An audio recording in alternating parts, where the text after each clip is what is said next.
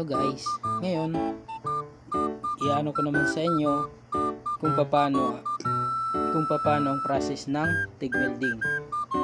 Pili rod ko is 1/8 and ang tungsten rod ko is 2.4. So ganyan, no? Up and down lang. Start tayo. Ganyan. So ganyan yung pag-start. Nagro-root pass tayo guys ha. Root pass. Ganyan yung pag-root pass. So yan, up and down.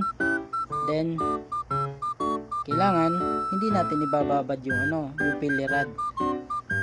I-move natin ng konti. Kasi pag ibinabad natin, papangit siya. So ganyan yung guys, ganyan.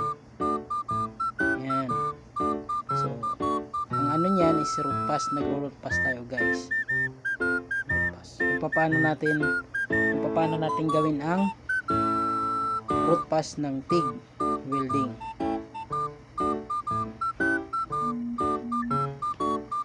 Huwag kalimutan guys mag-follow and like.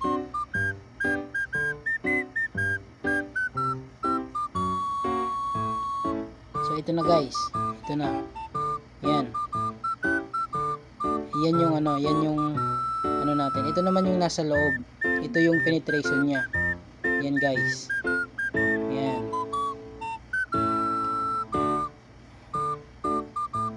Yan. Thank you guys. Please follow and share.